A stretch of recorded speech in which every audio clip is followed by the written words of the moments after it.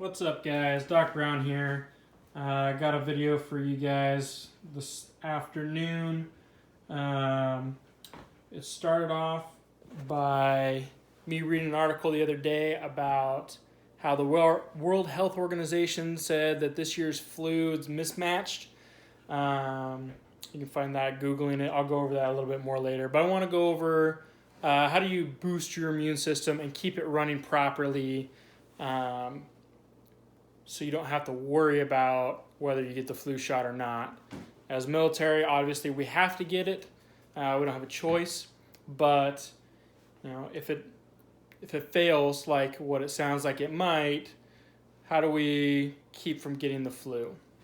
So I'll go over some vitamins and whatnot first that are just going to help boost your immune system. So we have our traditional vitamin C. Change that angle there. It's an antioxidant, which means it helps get rid of your free radicals in your system, supports your immune system, which is very important when this time of year when we're starting to get the colder weather, we're starting to get sick, that kind of thing. It can prevent respiratory as well as systemic infections, so your breathing system and then other systems within the body. It's been shown to have positive effects when treating cancer in high doses as well as sepsis in high doses. There was a study out of, I want to say it was New Jersey, from an ICU. They started treating sepsis patients with high doses of vitamin C, and they found that it has tremendous results. Healing factors went up very quickly. People recovered much quicker. So there's a lot of good benefits for that, and we should be getting 2,000 to 3,000 milligrams per day. The recommended daily value is only like 60 to 90, depending on which website you look at. That's not a whole lot. That's barely enough to fight off scurvy. A small dog like I have, I'm sure you've seen on the videos, can produce 3,000 to 4,000 a day by itself. We lost that ability a few million years ago in the evolutionary patterns. Moving on to vitamin D, you can get this in your UVB rays, so ultraviolet B from the sun, and that's going to help your body produce the D3, which is the vitamin D that we want in our body. It's the one that's most bioavailable. Sitting out in the sun for 15 to 30 minutes, you can create 10,000 to 25,000 IUs a day, or in that time period, which, depending on where you are in the world, what the season is, it can be more or less time than that. It also has to do on your complexion. So somebody like me that's really fair and has red hair, it's going to take a lot shorter time to create that amount versus somebody that has dark skin, dark eyes. I like to say when I get a sunburn that I have had an overdose of vitamin D. It's just kind of something funny that I like to do. Reality, we should be getting about 5,000 IUs a day. Some benefits to this is it can help maximize strength gains. So you muscle guys that are hitting the gym every day, start taking more vitamin D. You're going to get your PRs better. It can help with blood sugar control. In one study, it showed a 40% decrease likelihood of getting the flu when taking 1,200 IUs per day. So that's super important right now, especially with the World Health Organization saying that this year's flu vaccine isn't going to be nearly as effective as what they anticipated. It also has an 88% lower diabetes type 1 if you take it in 2,000 IUs a day. It can help regulate your blood pressure. It also helps fight cancer. Vitamin D is more like a hormone than a vitamin. It controls a few thousand different things within the body. Moving over to B12, all the B vitamins are really important. I just chose B12 because it's kind of the big one. It can help the formation of red blood cells, help protect your bones, decrease the likelihood that you're going to get macular degeneration, which all that means is that your eyes are going bad and there's less of a chance of it if you take enough B12. It can improve your mood. It helps with your brain health. So later in life, when older people are starting to get dementia and stuff, if you take some more B12, it kind of curbs that a little bit, and it can help protect your brain longer. You can see an increase in energy, as well as heart health. That goes into your cardiac arrest, cardiac diseases, blood pressure, all that kind of stuff. Moving on down to vitamin E. It is also an antioxidant like vitamin C.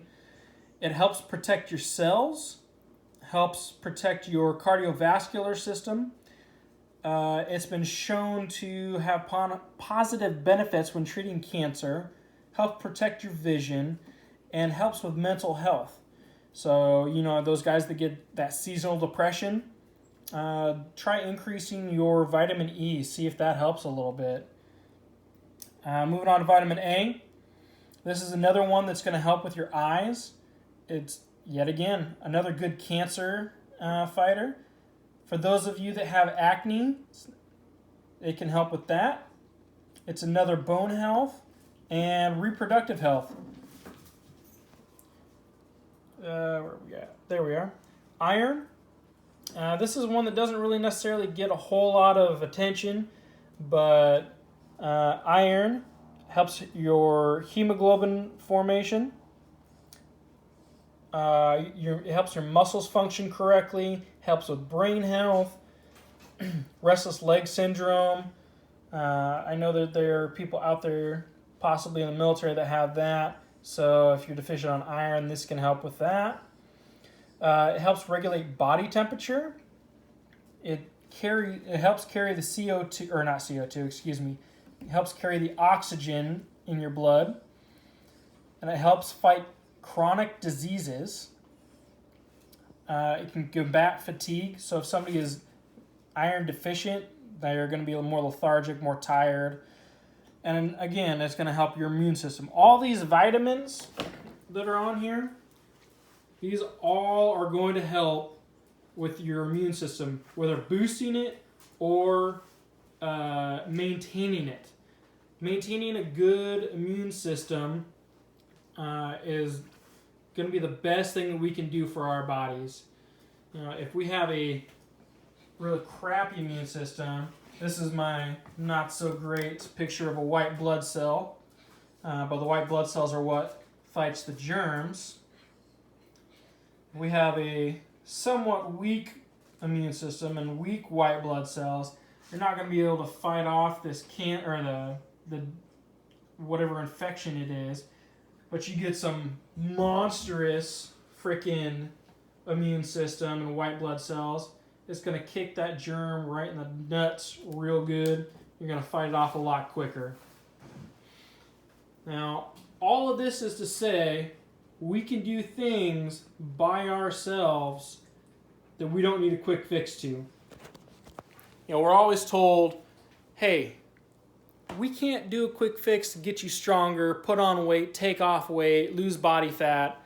And ultimately, that's kind of what the flu vaccine is. It's a quick fix.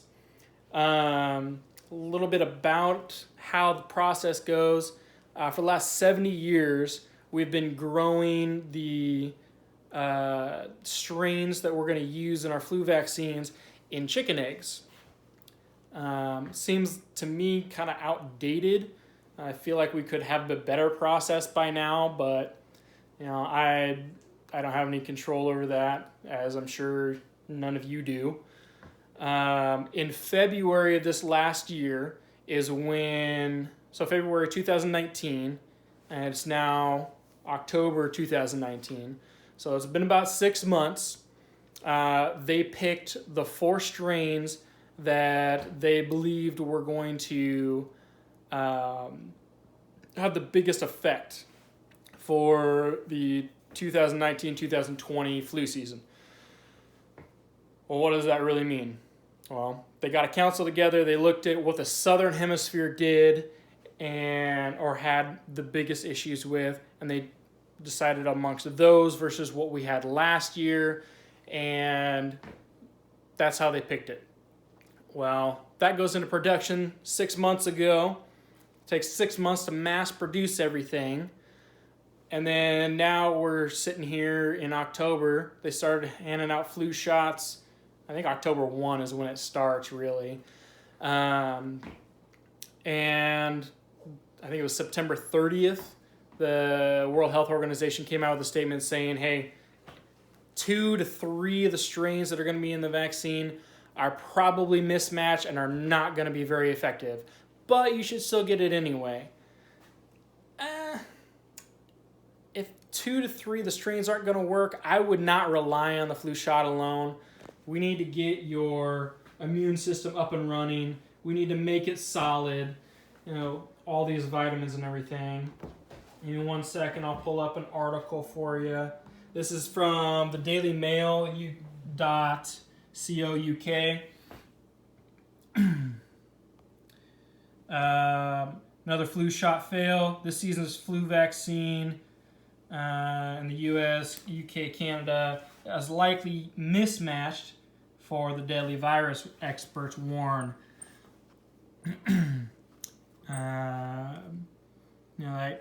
The flu circulates worldwide annually. WHO is the World Health Organization. That's the abbreviation for it. Scientists choose the forms of the virus in February, like I mentioned, for the Northern Hemisphere, and they're now doing for the Southern Hemisphere for 6 months from now. This was... Oh, there's the date. So, yeah, September 30th is when this came out. This doctor here, I'm not even going to pretend to know how to pronounce his name, is an influenza expert from the University of British Columbia, told Stat News that this year's flu shot for the Northern Hemisphere, including the US, UK, and Canada, is likely mismatched. Flu shots have been newly developed, and each season the scientist predicts on the strains. Like I said, it's just a prediction. It's a crapshoot, really, is what it is. For the Southern Hemisphere, officials chose influenza A/H3N2 and B/Victoria. Different ones from the different strains in the north. Basically, that says we got different ones up here than they do down there. I think the vaccine strain selection by the WHO committee are obviously important for the Southern Hemisphere, but there are also signals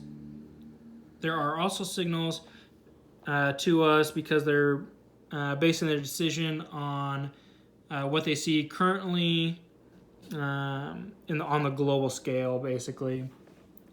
So, and then it goes into like the flu stats and everything. So basically that tells me is we're going to have another low percentage year. Last year, for the most of the flu season, they were saying it was only 10% effective, and then at the end of the year, it jumped up to like 30 or something like that. So, and I've got another article here from the CDC itself, and that's where I get all these numbers from. But from flu season 2009 to 2010, these are the percentages all the way to flu season 18 to 19. So 56, 60, 47, 19, This was last year at 29%.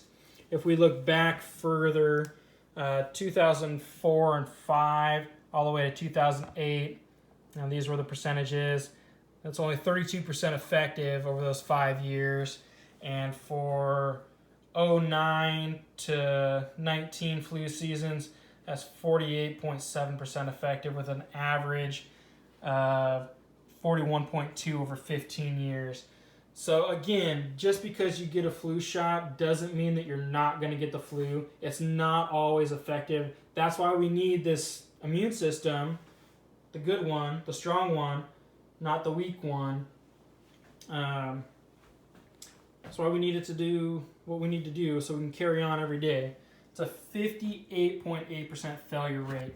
That's like saying I'm going to go get a new truck, and we'll round up to make math easy. 60% of the time it's not going to start. Would you buy that truck? Probably not. You got to figure out how you're going to fix it if you're going to buy it. And our fix in this case is having a good immune system.